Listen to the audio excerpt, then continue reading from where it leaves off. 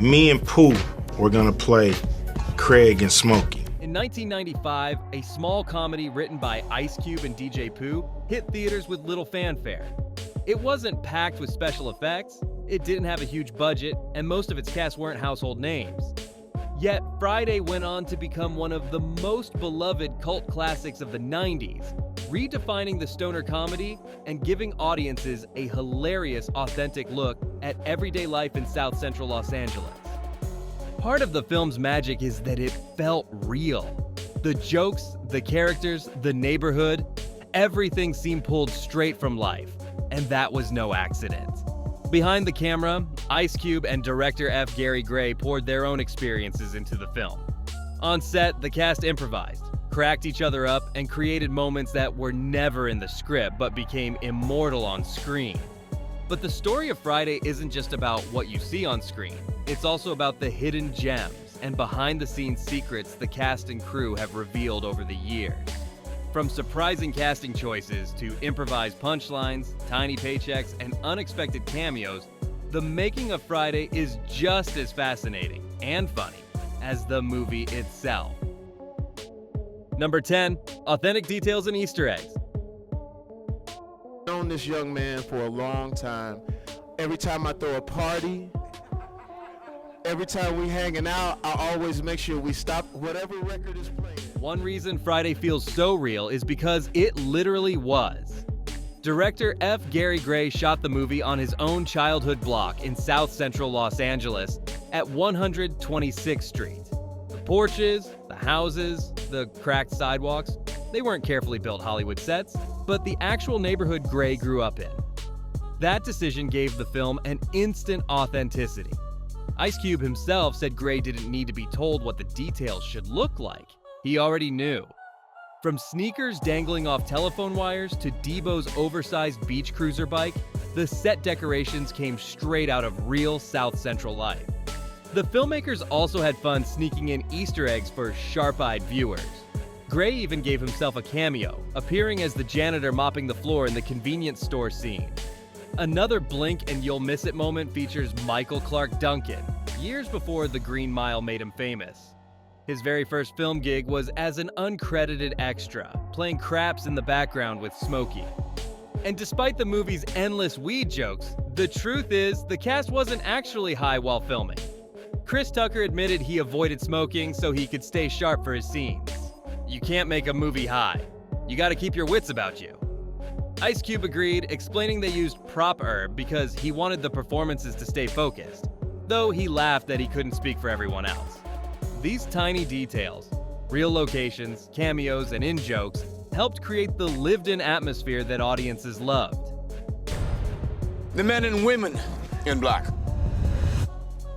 Friday wasn't just a comedy about two guys on a porch. It was a snapshot of a neighborhood filled with inside jokes and real history. Those little touches made the film timeless, rewarding fans who still catch new details with every rewatch. Number 9, real people inspired the characters.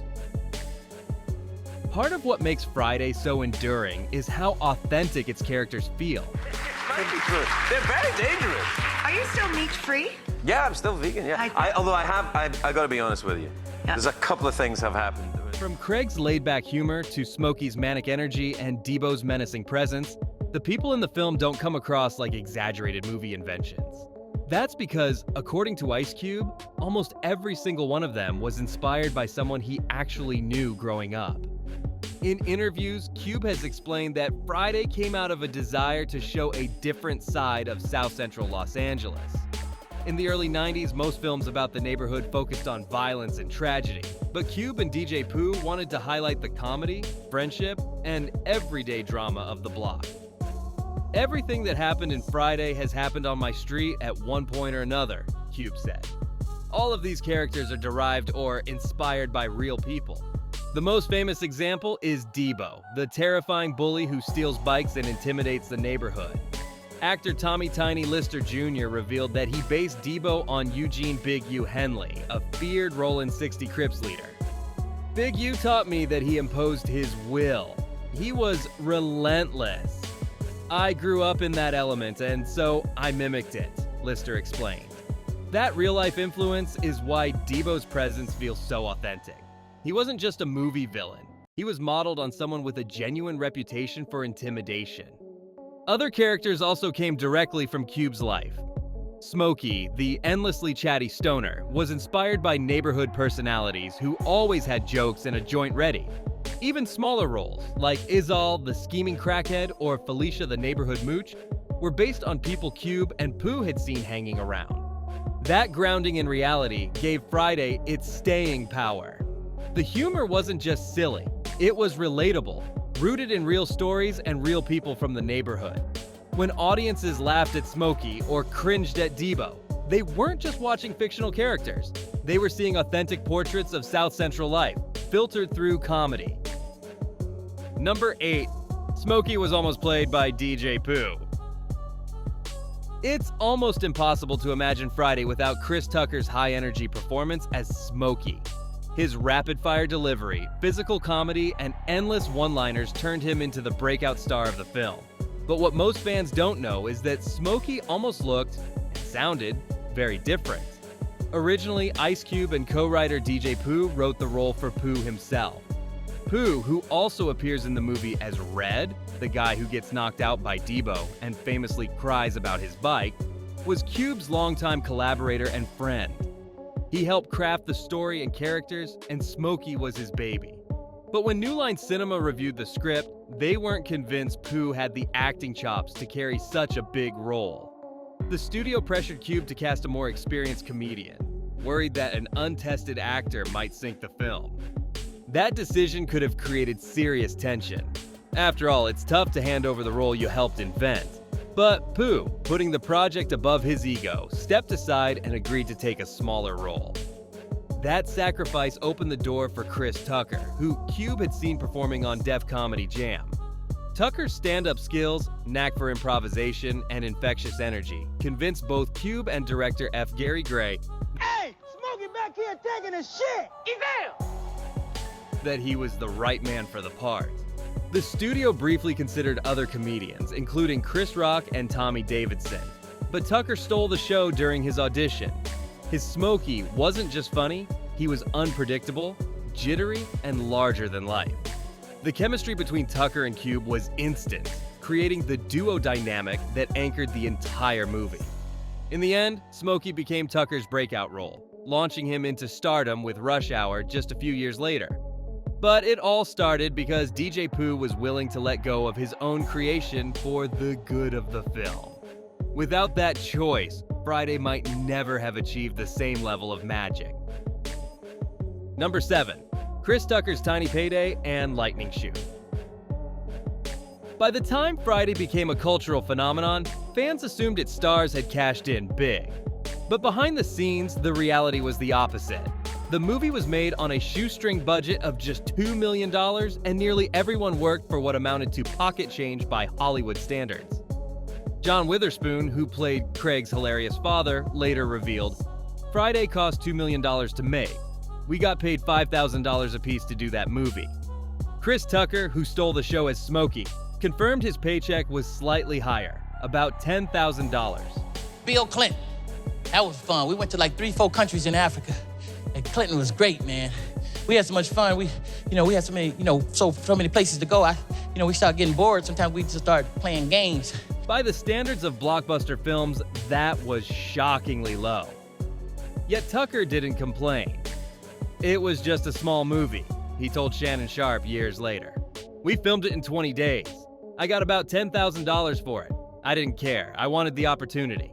The film's rushed schedule was just as intense as the pay was low. Director F. Gary Gray had only 20 days to shoot the entire movie, which meant there was little room for mistakes.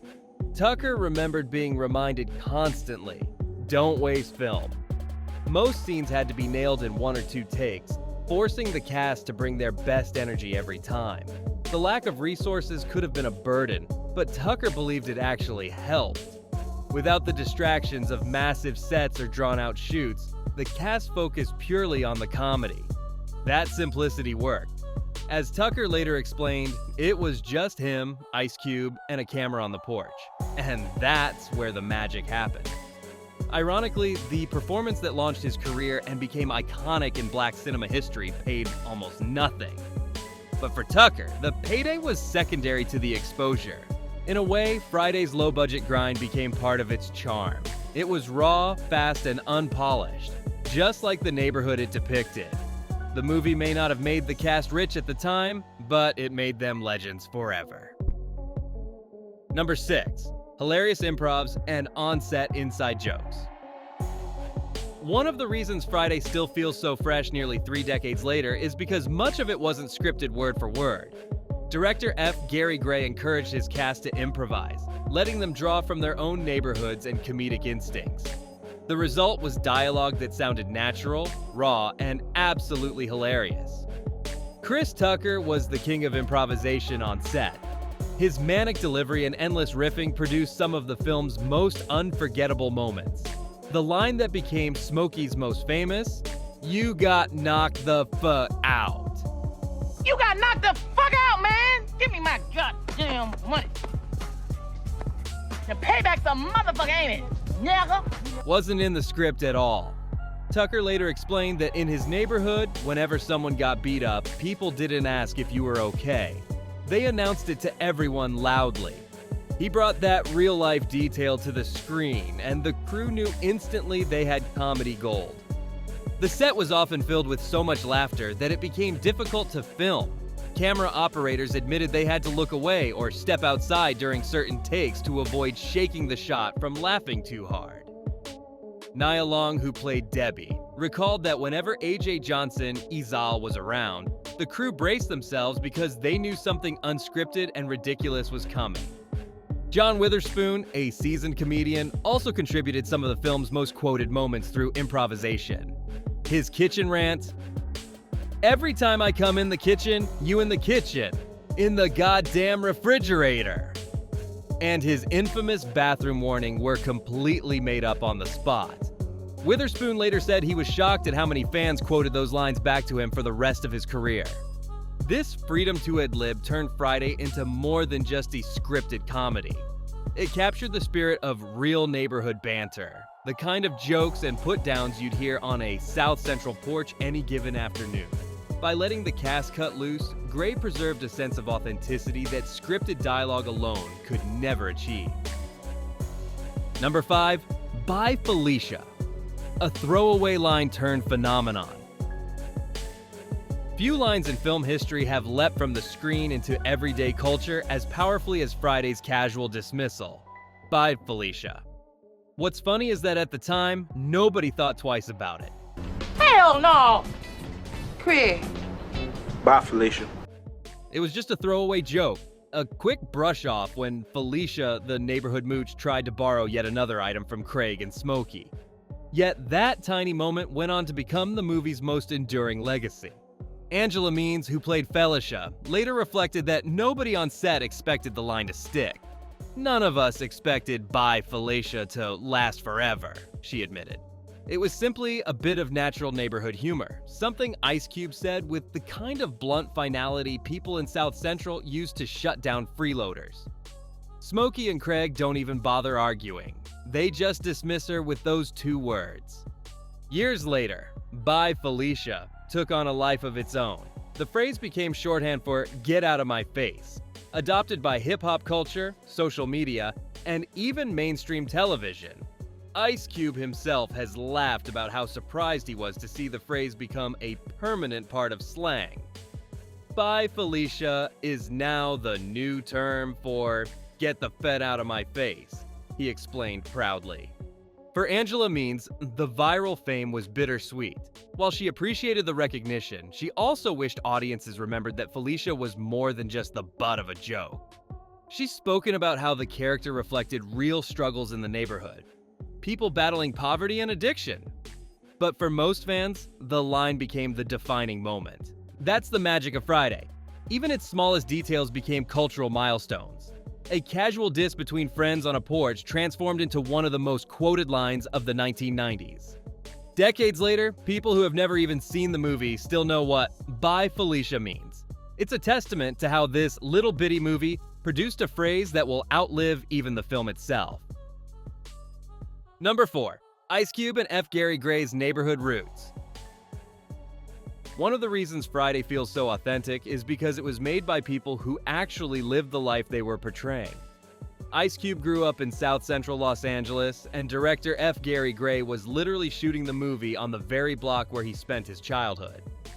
This wasn't a studio's idea of the neighborhood. It was the real thing, filtered through the eyes of people who had walked those streets every day. For Ice Cube, the film was deeply personal. He and co-writer DJ Pooh wanted to counter the dominant narrative of early 90s hood films, which focused almost exclusively on violence, gangs, and tragedy. Cube later explained that Friday was meant to highlight the comedy and humanity of the neighborhood, the barbecues, the trash talk, and the little dramas that played out on front porches. "Everything that happened in Friday has happened on my street," Cube said proudly. The characters, the humor, even the conflicts were drawn straight from his own memories. F. Gary Gray brought the same authenticity from behind the camera. Just 26 years old when he directed the film, Gray leaned into his roots, populating the scenes with familiar details. Chuck Taylors hanging from power lines, neighborhood kids roaming the sidewalks, and Deebo pedaling menacingly on an oversized beach cruiser. He even gave himself a cameo as the janitor in the convenience store scene, a wink to those who knew him personally. Cube has often reflected on how special it was to make a movie rooted in his world rather than someone else's idea of it. By combining his stories with Gray's eye for authenticity, they created a film that felt honest and timeless. Their neighborhood became everyone's neighborhood, and Friday became a comedy classic. Number 3, Angela Means on Felicia's legacy. When Angela Means took on the small role of Felicia in Friday, she couldn't have imagined it would define her career. What's up? None. Felicia was written as the neighborhood moocher, a character who constantly shows up asking to borrow things, a VCR, money, whatever she can get her hands on.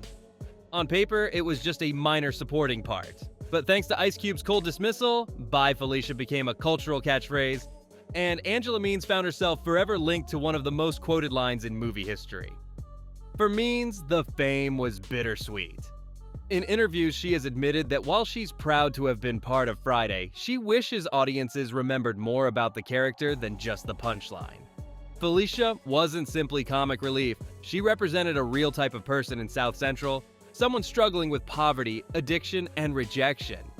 People don't realize she was a fully fleshed out character, Means has explained. Felicia wasn't just a joke. She was real. Still, the line took on a life of its own. By the late 2000s, Bye Felicia had resurfaced as an internet meme, spreading through social media and being quoted by people who had never even seen the movie. It became shorthand for dismissing someone you didn't want to deal with. An effortless cultural mic drop. Ice Cube himself has said he's amused that such a tiny moment has lasted so long, calling it one of the film's happiest accidents. For Angela Means, living with the Felicia label has been a mixed bag. She has spoken about strangers calling her Felicia in public, sometimes playfully, sometimes cruelly. Yet she has also embraced it, understanding that it means she's part of something far bigger than herself. A film that continues to resonate across generations. Felicia may have started as a small neighborhood annoyance, but thanks to Angela Means' performance and Cube's iconic delivery, she became immortal. Her legacy is proof that in Friday, even the smallest roles had the power to create lasting cultural moments. Number 2, Tommy Lister on Deebo's real inspiration. Every great comedy needs a little danger, and in Friday, that danger came in the form of Deebo, the bike-stealing, neighborhood-bullying giant whose very presence made everyone scatter. Played by Tommy Tiny Lister Jr., Deebo was more than just comic relief. He was a character who injected real menace into an otherwise lighthearted story. The reason Deebo felt so authentic is because he was based on someone who actually existed. Ice Cube has admitted that nearly every character in Friday was inspired by real people from his neighborhood. Man, I'm on probation. I can't be in it. Stop being come on! But Deebo's roots were especially vivid. Lister later revealed that he modeled his performance after Eugene Big U Henley, a feared Rawlins 60 Crips leader. Big U taught me that he imposed his will. He was relentless, Lister explained. I grew up in that element, and so I mimicked it. In other words, when audiences saw Deebo pedaling down the street, they weren't just laughing at a movie villain. They were witnessing a reflection of real intimidation that people in South Central knew all too well. Lister's performance made Deebo unforgettable. With his deep voice, intimidating stare, and casual cruelty, he dominated every scene. The fact that he rode a comically oversized beach cruiser only made his presence more unsettling.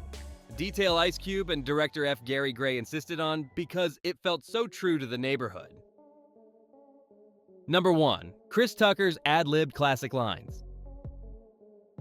If Ice Cube's steady presence gave Friday its grounding, Chris Tucker's electric performance as Smokey gave it its spark. Almost overnight, Tucker went from a promising stand-up comic to one of the most recognizable comedy stars of the 90s. And much of that magic came from the lines he invented on the spot. Director F. Gary Gray and Ice Cube encouraged improvisation throughout the film, but Tucker took it to another level. His manic delivery, facial expressions, and lightning-quick wit turned Smokey into a character audiences couldn't forget. One of his most famous lines, "You got knocked the fuck out," wasn't scripted at all. Tucker explained that in his neighborhood, whenever somebody got beat up, friends didn't offer sympathy. Instead, they loudly announced what had just happened, almost as a form of street commentary. He brought that same neighborhood humor into the film, and the result became an instant classic. Other improvised moments included Smokey's endless chatter while high, his hilarious phone call scenes, and his comic timing with Ice Cube on the porch. The chemistry between the two wasn't carefully rehearsed. It flowed naturally, with Tucker constantly throwing in new riffs that kept Cube and the crew laughing between takes. Camera operators admitted they sometimes had to turn away or even leave the set because they were laughing so hard they risked ruining the shot. That raw energy became the heartbeat of Friday. While the film was written with plenty of sharp jokes, it was Tucker's improvisation that elevated it into something truly special. His Smokey wasn't just a character, he was a force of nature, unpredictable and endlessly entertaining. For Tucker, Friday was the role that launched his career, leading directly to his success in Rush Hour and beyond. For audiences, it was a reminder that sometimes the funniest lines are the ones no writer could script. Oh, you fucking up the rotation. Puff, puff, give. Puff, puff, give. Fucking up the rotation. Decades later, fans still quote Smokey's improvised lines word for word, proof that Tucker's natural genius gave Friday its most enduring comedy. The hidden gems behind the making of Friday show why it continues to resonate. The characters weren't invented in a studio boardroom. They were pulled straight from Ice Cube and DJ Pooh's real lives. The comedy wasn't carefully polished. It spilled out of improvisation, with Chris Tucker and John Witherspoon riffing until magic appeared.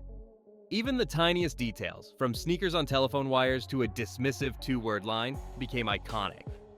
Friday didn't just entertain, it created a language, a vibe, and a set of characters that still live in pop culture decades later. You know how that is. Cause see, I ate twice before I came. God damn! What stands out most is how much of the film's success came from chance and authenticity. DJ Pooh stepping aside so Chris Tucker could play Smokey. Angela Means' small role turning into a cultural meme. Tommy Lister channeling a real-life neighborhood legend to create Deebo. These weren't calculated Hollywood moves. They were happy accidents shaped by people who knew the world they were depicting. Today, Friday is more than just a cult comedy. It's a time capsule. A movie that preserved the humor and rhythm of South Central life in the 1990s while launching careers and catchphrases that still matter. And the behind-the-scenes stories prove one thing above all. Sometimes the smallest films make the biggest impact.